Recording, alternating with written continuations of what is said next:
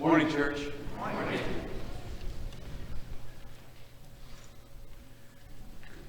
Last couple of days,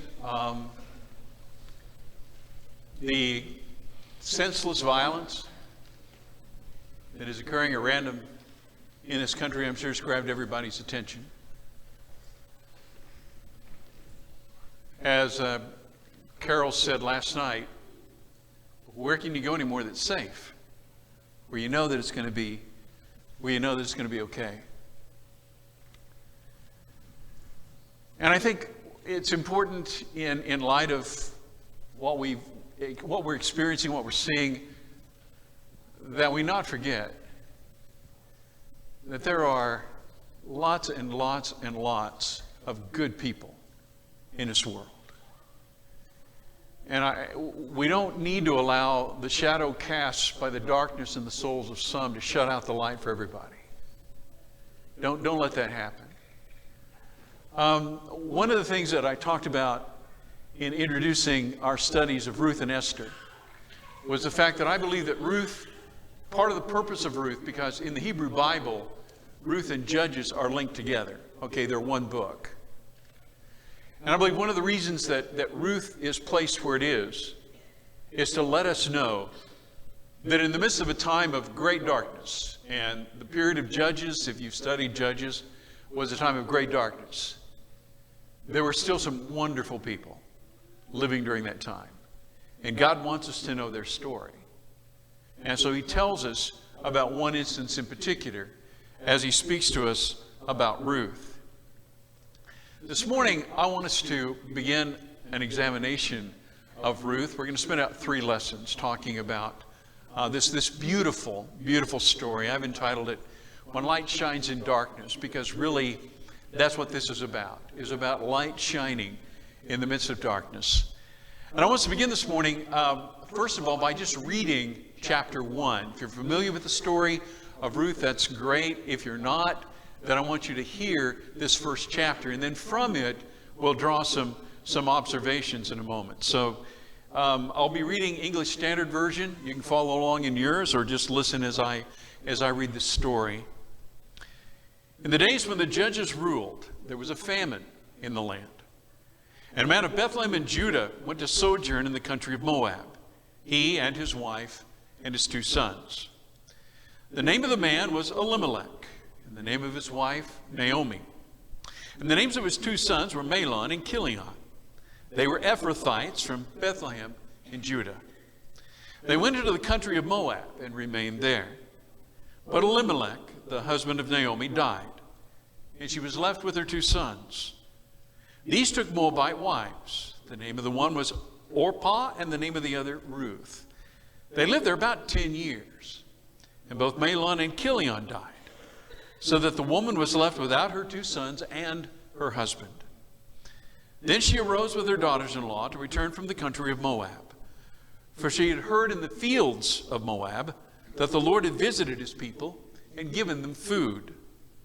So she set out from the place where she was with her 2 daughters-in-law, and they went on the way to return to the land of Judah. But Naomi said to her 2 daughters-in-law, "Go, return each of you to her mother's house. May the Lord deal kindly with you, as you have dealt with the dead and with me. The Lord grant that you may find rest, each of you, in the house of her husband." Then she kissed them, and they lifted up their voices and wept. And they said to her, "No, we will return with you to your people." But Naomi said, "Turn back, my daughters. Why will you go with me? Have I yet sons in my womb, that they may become your husbands?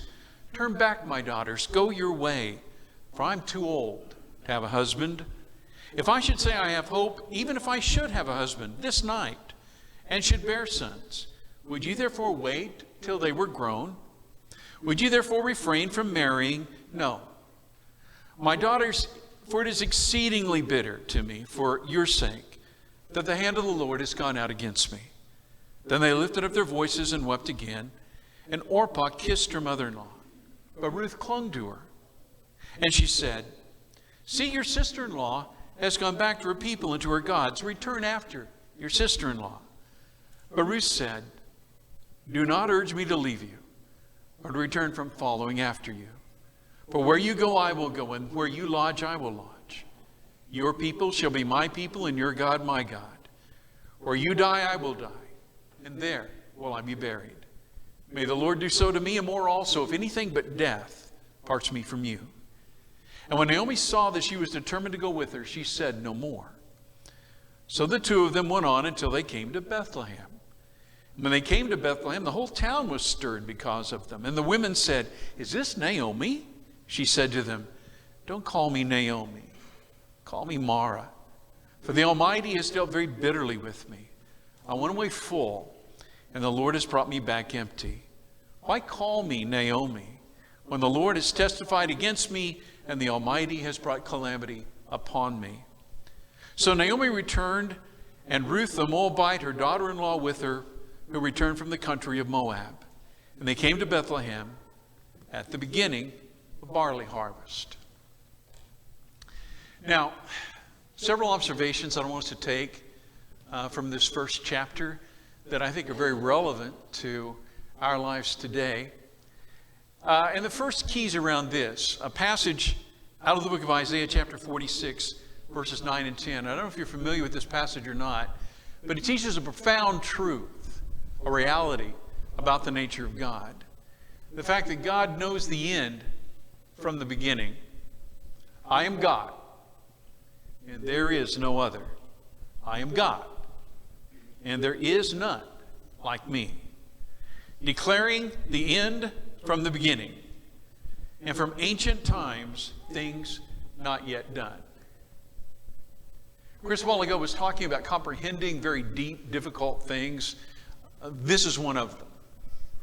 We're talking about a God who is timeless, about a God who knows all, a God who sees the end from the beginning, a God who works providentially in our lives, a God who makes all things, as Romans 8:28 says, work together for good, a God who can take all the loose ends and make them fit and tie together because he knows how to do that and how it's going to come out in the end. And I think it's very important that we understand that in light of what's fixing to happen here with Naomi and with Ruth. You see, Naomi believes the hand of the Lord has gone out against me. And you can't blame her. She thinks that somehow God is punishing her. 121, I went away full, and the Lord has brought me back empty. Again, a little bit later in that same verse, the Almighty has brought calamity upon me. How many times have you heard people, when they face difficulties in their life, when they face loss, they start looking at themselves and they go, what? What have I done? Why is God punishing me? Obviously, there's something that I've done to aggravate God that has caused God to move against me. And that's exactly what Naomi feels. Now, here's the thing. Naomi's wrong. She's dead wrong. And one of the themes in the book of Ruth is that calamity is going to come upon us all. That does not mean that God has forgotten us. That doesn't mean that God doesn't care. As we've said, she could not be more wrong. And as we're going to see as this story unfolds, God knows what she doesn't. And I want to stress that because I think that's so very, very important. When we look to the past and we've given up on the future and we're just in misery, I believe more than ever, that's when we need to trust the goodness of God and the love of God. And the fact, again, that God knows the end from the beginning.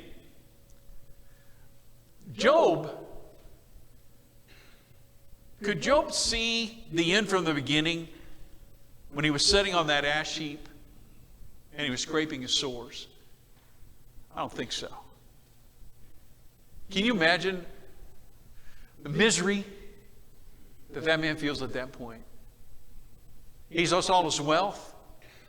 He's lost his children. He's lost his own health. How despondent and destitute the man must have felt at that point. Could he possibly know how this was going to turn out at that point? No, he couldn't. What could he do? Trust God. And that's what he did. Could David see the end from the beginning when he was being chased by Saul? I mean, I can picture David in a cave, okay, down around the Dead Sea. And he's looking at one of his mighty men. And he's saying to them, I don't understand. Samuel was sent to me, and Samuel told me that God wanted me to rule in Israel, that God was going to make me king. I have been faithful to God. I've been faithful to Saul. And yet here's Saul chasing me all over the wilderness, doing his best to destroy me. What's going on? I don't get it. And read the Psalms. And I think in the Psalms you find reflected his frustration over that very thing. God, I don't understand. Why is this happening like it is? He didn't see the end yet. He doesn't know yet how the story is going to turn out. How many times have we been wrong about the end as we envisioned the end was going to be? Because we factored out the hand of God. Factored out providence. We factored out how he works. Do you remember the lepers in 2 Kings chapter 7? The capital of Israel has been placed under siege. It's in a desperate, I mean, people are literally eating each other. And these lepers trapped inside the city have decided we're going to die. And so at least let's try to get out of the city and see if we can find some food. If they kill us when we leave, what have we got to lose? We're going to die anyway. And remember, they leave and they come to the camp of the enemy, and what they find is that God has discomfited the enemy, and they've all run off and left all their stuff behind. And now there's ample food supplies, not only for the lepers, but for everybody. And they'll go back in and they'll tell them inside the city what God has done. But 2 days before, inside the city, could anybody have possibly envisioned what was fixing to happen? No. I mean, these men are at the end of their rope. They're ready to die. They don't know that God sees the end from the beginning, that his hand's going to work in this. It was just about 40 years ago. I was preaching for the 2nd Street congregation in Portales. The 4th Street congregation was dwindling, and I got to talking with some of the folks there. And we got to talking about why don't we just merge the two congregations. And so the elderships from both congregations began to meet, began to talk, and it became very apparent to me after just a couple of weeks. I came home and I told Carol, this is never going to work. There's too many hard feelings, too many personality conflicts, too many agendas here. I just don't see how this can ever happen. I hate it, but I just don't see how it's going to happen. A week later, it was done. The merger occurred. That's been one congregation, 3rd and Kilgore, now for 40 years. What did Dan see? What Dan saw. What did God see? God saw that some things were fixing to happen. Some people's hearts were going to change that I didn't think would change. Some conversations were going to take place that I never envisioned would take place. And God was going to make that thing work. And he did. And he did. Dan was dead wrong. And it was neither the first or the last time that Dan has been dead wrong about things like that. We can't see the end from the beginning. We don't know how things are going to turn out. But God does. And God is going to work things for good. We need to trust God that he'll write the proper ending for our story. Because he has and he will. Let me give you another for instance. A few years ago, the elders asked us to put together a committee and talk about, we were fixing to pay off this building. What could we do with the money that came from not having to make that building payment? How could we best utilize that in furthering the cause of Christ here? And one of the things we talked about and decided on was, well, we need to hire a family life minister. We need to have that 3rd minister here. That's very, very important. And so the elders asked me, would you kind of head up a search and let's see what we can find in that regard. And I'll be quite honest with you, brethren. I was really nervous about who we could find who could handle that responsibility, because it's an incredibly complex job. And it's going to take a person with a great deal of knowledge, and it's going to take a person with a great deal of skill, people-wise, in order to make that work. And so I thought, you know what I'm going to do? I'm going to call some guys I know that I have a great deal of respect for, and I'm going to ask them if they know of anybody who might be available. And so I called several different folks, and one of the folks I called was a guy named Steve Parker, who was preaching over in Tahlequah. And I said, Steve, do you know of anybody who would be interested in this position? He said, could you tell me a little more about it? I said, sure. And he began to question me and ask me about it. And I went home and I told Carol, now here's a guy that I would love to have working here. Didn't think there was a possibility of a start of a chance that he would be interested in a position like that.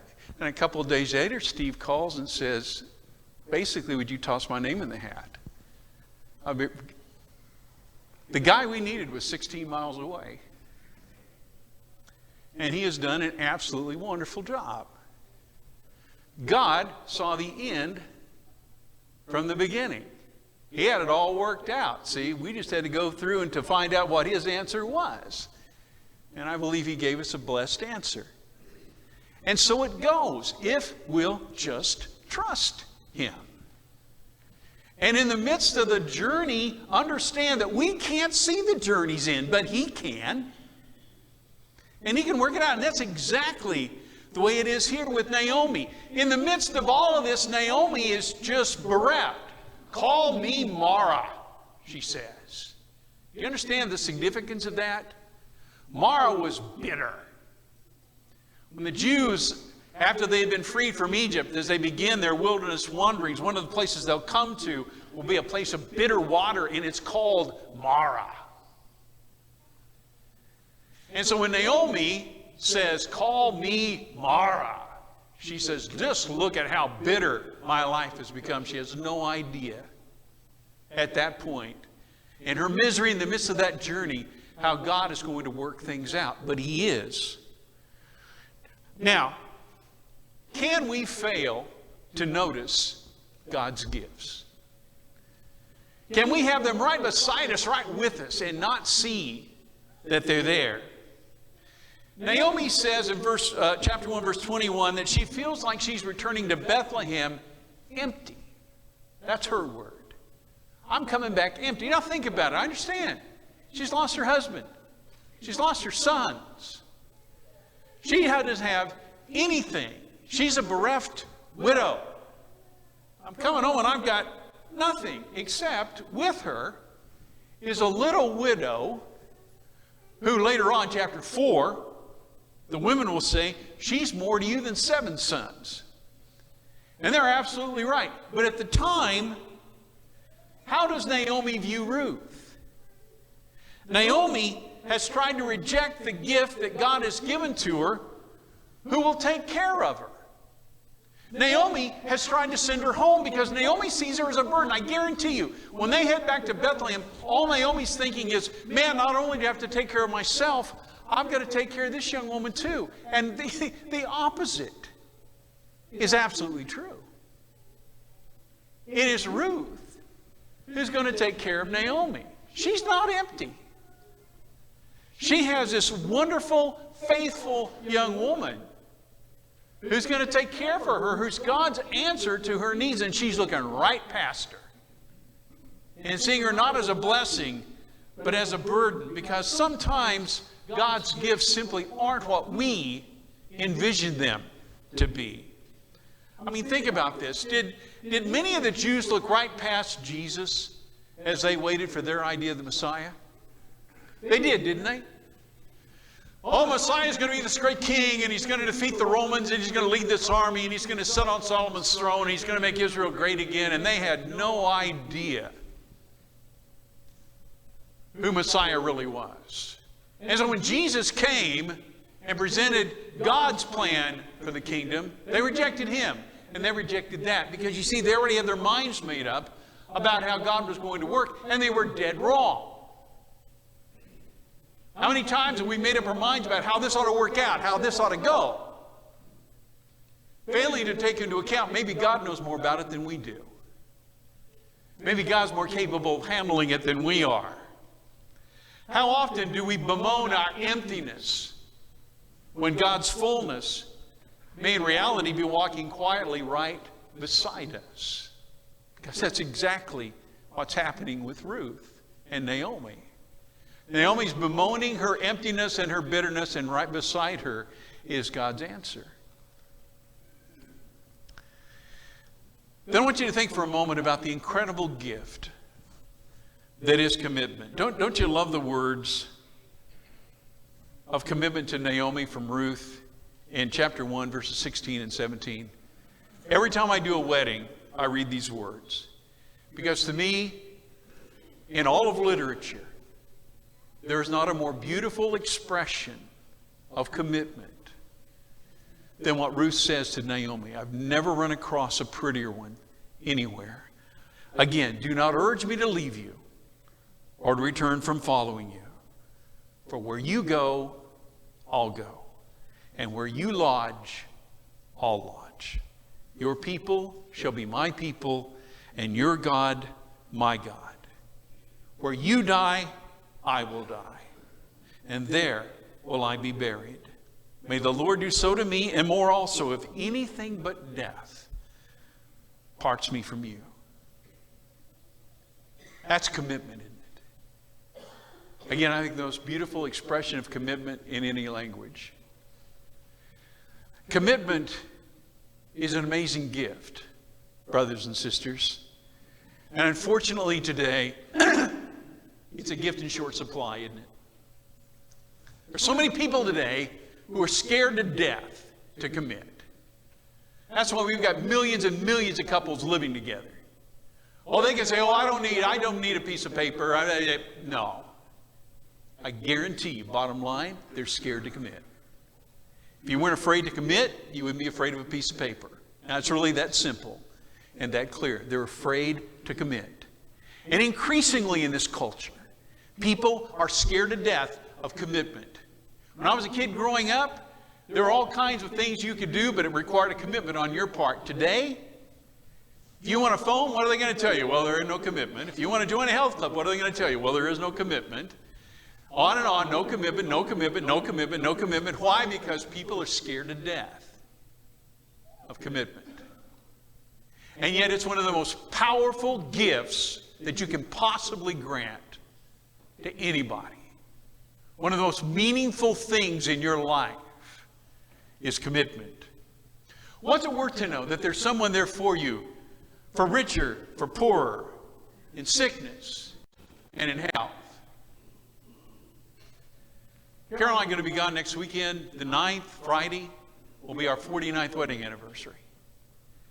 And so we're going to celebrate our 49th wedding anniversary, go off to Eureka Springs for a couple, 3 days. For 49 years, this woman's put up with me. For 49 years, for richer, for poorer, sickness and in health, crazy and uncrazy in every other way, she has been committed to me. You put a value on that. I can't do it. That commitment is absolutely invaluable.